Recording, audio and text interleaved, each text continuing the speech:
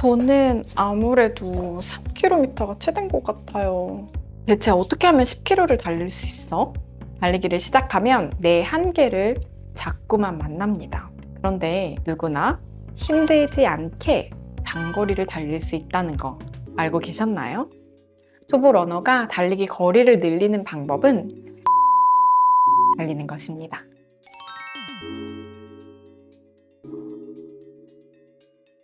처음 달리기를 시작하면 숨이 턱끝까지 차고 가쁜 숨을 내쉬게 되잖아요. 그런데 지금은 어떠세요? 지금도 혹시 숨이 턱끝까지 차오르게 달리고 계신가요? 그렇다면 이것만 바꿔주면 더 긴 거리를 달릴 수 있습니다. 근데 저도 그랬습니다. 나는 아직 왕초보가 맞는데 저기 멀리 뛰고 있는 다른 사람 속도에 맞춰서 뛰고 있더라고요. 그러다 보니까 처음부터 끝까지 숨이 차서 심장이 터질 것 같이 힘가쁘게 달렸어요. 내 몸에 있는 모든 힘을 다해서 달렸고 이 이상은 진짜 도저히 못 달리겠다 하는 마음이 올라왔죠. 그래서 어떻게 하면 장거리를 달릴 수 있는 걸까 궁금했어요.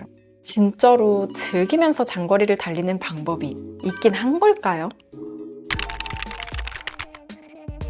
조깅 훈련을 시작하고 그 해답을 조금 찾은 것 같았습니다. 내가 지금까지 달렸던 건 러닝이었더라고요. 조깅이 아니라요.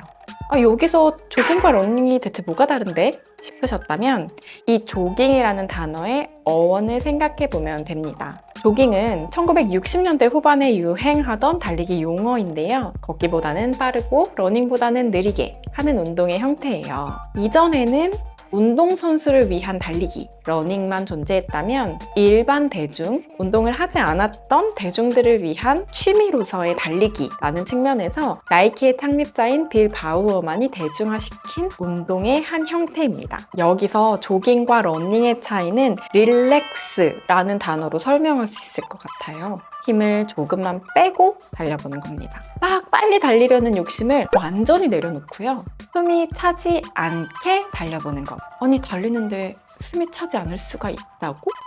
하는 생각이 들었거든요. 그런데 달리는 속도를 완전히 늦추게 되면 달리기가 진짜 완전히 달라지게 됩니다. 완전히 달라지는 게 뭔데? 쉽잖아요. 근데 그건 바로 여유가 넘치는 달리기라고 설명할 수 있을 것 같아요. 이 느낌을 좀 더 구체적인 말로 설명을 해보면 달리는 중에 주변을 볼 수 있다는 것. 반짝이는 탄천의 물결, 윤수를 볼 수 있고요. 구름이 흘러가는 모습, 하늘의 변화를 알아차릴 수 있습니다. 바람이 살랑이는 것을 온몸으로 느낄 수 있고 새가 날아가 나무에 앉는 모습도 바람이 나뭇잎을 흔드는 모습도 발견할 수 있어요. 그리고 무엇보다 함께 달리는 동료와 대화하면서 달릴 수 있다는 특징이 있죠. 숨이 턱끝까지 차서 달리면 말을 절대로 할 수 없잖아요. 편안하게 호흡하고 있기 때문에 말하면서도 충분히 달릴 수 있어요. 함께 달리는 동료와 마음을 나누는 시간을 가질 수 있다는 것. 달리기가 더 즐거워지는 비결이기도 합니다.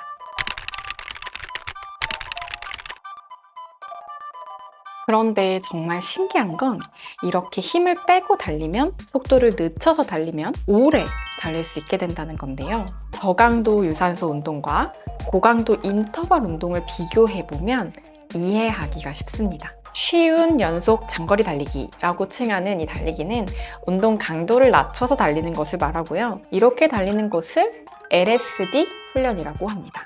느리게, 슬로우, 긴 거리를 long distance 달리는 훈련이에요. 말 그대로 긴 거리를 느린 속도로 달리는 거죠. 장거리를 천천히 달리면서 지구력을 늘리는 훈련입니다. 마라톤 완주를 위한 훈련 중에 하나인데요. 그렇지만 우리 초보 러너에게 이 LSD 훈련의 개념을 적용해서 거리를 늘리는 방법을 알아갈 수 있을 것 같아요. 내가 온 힘을 다해서 3km를 달릴 수 있었다면 5km, 7km로 거리를 늘리는 방법은 slow, 느리게 달리면서 호흡도 안정적이고 힘들지 않게 긴 거리를 달리는 겁니다.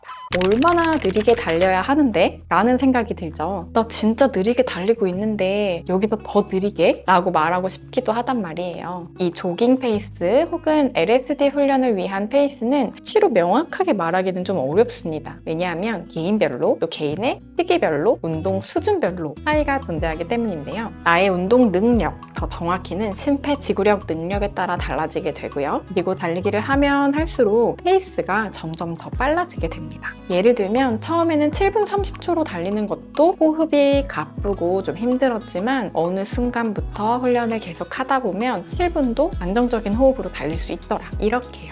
그럼 힘들지 않다는 게 어떤 건데? 그 기준이 필요하잖아요. 나의 몸에 알맞는 조깅 페이스는 옆 사람과 편하게 대화할 수 있지만 노래하며 달릴 수는 없는 속도. 전문가들은 보통 대회에서 나온 기준 페이스보다 1에서 2분 정도 느리게 달리라고 말합니다. 또 이론적으로는 최대 심박수의 60에서 70% 수준으로 달려라 라고 설명하고 있고요. 이런 쉬운 달리기는요, 장거리를 천천히 달리면서 체력과 전신의 근력을 높일 뿐 아니라 지구력을 향상시키고요. 저강도 장시간 운동을 하는 유산소 시스템을 활용하기 때문에 심장과 폐의 능력을 높여줍니다. 이렇게 되면 낮은 심박수에서도 더 빠르게 달릴 수 있거든요. 뿐만 아니라 그 거리에 대한 심리적인 한계를 돌파할 수 있게 도와줍니다. 그래서 이런 느리게 장거리를 달리는 LSD 훈련이 초보자든 중급 러너이든 기초 체력을 쌓고 거리를 늘리는데 효과적인 훈련법으로 알려져 있어요. 이 달리기에서는 8km인데도 너무 힘들었어요. 그런데 이 달리기에서는 12km였지만 힘들지 않게 편안하게 달릴 수 있었거든요. 그 차이는 운동 강도를 표현하는 심박수의 비밀이 있습니다. 스마트워치로 달리기 기록하고 계시나요? 이 데이터들을 잘 보시면요. 속도뿐 아니라 심박수, 케이던스까지 모두 확인할 수 있잖아요. 뿐만 아니라 내가 어느 강도에서 운동하고 있었는지 이 심박수 영역으로 보여주고 있는데요. 심박수 영역 데이터는 심박수에 따른 운동 강도를 5개의 구간으로 설명하는 개념이에요. 개인의 최대 심박수를 바탕으로 존 1은 저강도 운동, 워밍업을 말하고 존 2는 쉬운 달리기, 존 3는 유산소 운동, 존 4는 무산소 운동, 한기치 운동, 존 5는 최대 심박수 운동으로 분류하게 됩니다. 최대 심박수의 약 60에서 70%인 존 2나 70에서 80%인 존 3 유산소 구간에서 운동하면 정말 힘들지 않게 쉬운 달리기가 가능해요. 뿐만 아니라 유산소 운동을 극대화한 구간이기 때문에 지구력도 향상되고 지방 연소가 효과적이라 다이어트에도 진짜 최고입니다. 제 데이터를 확인해 보시면요. 기존에 힘들게 달릴 때는 존 4, 아니 존 5에서 달린 적도 정말 많았고요. 쉬운 달리기를 할 때에는 존 3에서 일정하게 유지하며 달릴 수 있었어요. 이렇게 장거리를 천천히 달리는 훈련을 할 때에는 최대 존 3를 넘어가지 않게 달리는 것이 좋습니다. 심박수로는 보통 130에서 150 이하로 달리는 것을 권합니다. 사실 초보 때는 심장과 폐의 능력이 부족해서 정말 숨이 차고 힘들어요. 그렇다 보니 힘을 빼는 게 사실 진짜 어렵습니다. 아주 조금 달렸는데도 심박수 엄청 높은 구간에서 달리고 있잖아요. 심박수 측정이 가능한 워치가 없다면요. 의식적으로 내가 생각하는 속도보다 더 많이 느리게 달려보세요. 옆에서 걷는 사람 있잖아요. 걷는 것만큼 느리게 한번 달려보세요. 이런 느리고 쉬운 달리기는 분명 한계라고 생각했던 그 거리를 돌파하게 해줄 겁니다. 내가 1시간을 연속으로 달릴 수 있을까? 이렇게 내 한계를 지어내셨다면 달려보고 난 뒤 분명 이런 생각 하실 거예요. 나도 할 수 있구나. 내 한계는 내가 만들었구나. 이렇게요. 하지만 안정적으로 거리를 늘리기 위해서 이것만큼은 조심하셔야 합니다. 첫 번째, 너무 과한 훈련을 하시면 안 돼요. 너무 급격하게 거리를 늘리는 것은 부상을 유발할 수 있어요. 그래서 매주 혹은 2주에 한 번 정도 장거리 달리기 훈련을 하는 것을 권하고요. 1에서 1.5km 정도만 거리를 늘려가는 것이 바람직하다고 합니다. 예를 들어 첫 번째 장거리 달리기가 8에서 9km 정도였다면요. 다음 주 장거리 훈련 때는 10km, 또 2주 뒤에 장거리 훈련을 할 때는 11km 이런 식으로 조금씩만 늘려주세요. 20km 이상 늘어날 때까지 지속적으로 올리다 보면 중간에 몸이 신호를 보낼 때가 있을 거예요. 몸이 피로감을 더 느끼거나 어디가 특별히 더 아프다면 다시 조금 더 낮은 거리로 내려가는 것이 과훈련 방지를 위해 필요합니다.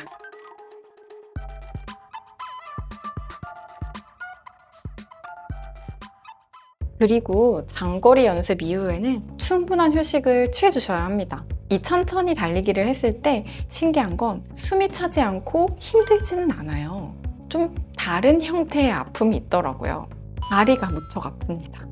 아무래도 몸이 무리를 합니다. 힘들게 달리진 않았지만 이 반복적인 부하가 나의 능력 대비 과하게 작용했을 수 있어요. 그러니까 꼭 충분히 쉬어주셔야 해요. 마무리 운동, 스트레칭 꼭 해주시고요. 다음 날에 또 무리해서 달리거나 하지 않도록 합니다. 단거리 주라고 시작해놓고 지속주가 될 때가 많은데요. 이 말은 느리게 긴 거리를 달리려고 계획하고 나왔는데 몸이 너무 가뿐하고 컨디션이 좋은 날 있잖아요. 빠르게 달리고 싶은 유혹이 생기는 그런 날이 많더라는 거죠. 이렇게 되면 LSD 훈련에서 슬로우가 쏙 빠지게 됩니다. 그냥 장거리 달리기가 되는 거죠. 그래서 이럴 땐 거리를 목표로 하는 것이 아니라 시간을 목표로 하는 것이 좋습니다. 장거리 달리기 하는 날에는 시간을 목표로 정해서 오늘은 1시간 20분 뛰자, 이런 식으로 목표를 정해두면 좋겠습니다. 마지막으로 이 느리게 장거리 달리기에 단점이 있다면 시간이 너무 오래 걸린다는 건데요. 그래서 충분한 시간이 확보될 수 있는 날에 달리러 나가시는 것을 추천드리고요. 이 LSD 달리기 훈련 페이스 차트는 인터넷 검색해 보시면 많이 나오는데요. 일반적으로 10km 대회 기록, 내가 최대로 빠르게 달렸던 기록 대비 2분 정도 느린 속도라고 생각하시면 되겠습니다. 저는 이제 10km가 좀 익숙해지기 시작했어요. 연주에 가면서 인터벌도 가능한 거리가 됐거든요. 하지만 여전히 21km라는 거리는 두려움이 가득합니다. 하지만 제 생각에 달리기는 정말 정직한 운동입니다. 달리면 달릴수록 좀 더 쉽고 편안하게 달릴 수 있다는 걸 이미 경험해 봤으니까요. 아마 지금까지 한 것처럼 하다 보면 21km 하프도, 그리고 언젠가 마라톤 완주도 가능하겠지요? 내 몸이 편안한 페이스로 달릴 때 우리는 여유 있게 달릴 수 있습니다. 그리고 여유 있게 달릴 때 더 긴 거리를 힘들지 않게 달릴 수 있습니다. 그래서 거리를 안정적으로 늘리실 수 있을 겁니다.